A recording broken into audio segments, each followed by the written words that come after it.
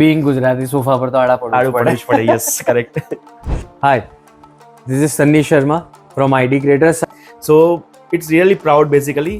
સો ડિઝાઇનની વાત કરું તો બધું જ સારું છે. કયું સારું કેવું એ બહુ અઘરું છે મારી માટે, બટ સ્ટીલ એક કહીશ કે મારો જે લિવિંગ રૂમ જે અહીંયા આપણે બેઠા છે, આ મંદિરનો સ્પેસ છે, એ મને સૌથી વધારે ગમે છે. બિકોઝ આ ફેમિલી સિટ ટુગેધર જેવું છે, અને જેવી રીતે અમારા પહેલી પ્રાયોરિટી કે ભગવાનની પ્રાયોરિટી આપી, સો એટલા માટે આપણે સૌથી પહેલાં સ્ટાર્ટિંગમાં મંદિર લીધું, જે બધાને બહુ જ સારું લાગ્યું basically. So this living room is one of the best place I can say in my home. Thank you.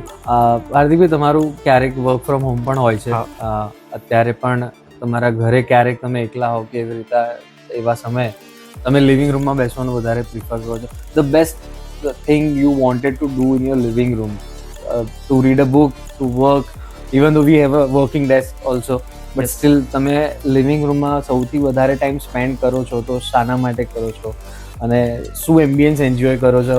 લાઇટિંગ્સમાં પણ આપણી પાસે 2-3 અલગ અલગ એમ્બિયન્સ આપણે અરેન્જ કર્યા છે, તો તમે કઈ રીતે એન્જોય?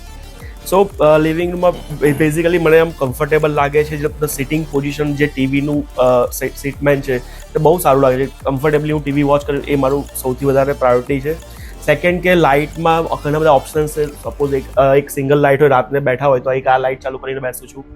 પછી this one is also nice option basically. So એક આ બે અને 2-3 લાઇટ કરી સિટિંગ કરીને બેસવામાં વધારે મજા આવે છે. અને સમટાઈમ્સ બુક બી વાંચી લઉં છું ટાઈમ મળે તો, અને બપોરે સોફા પર આડા પડીએ ચીલ કરું.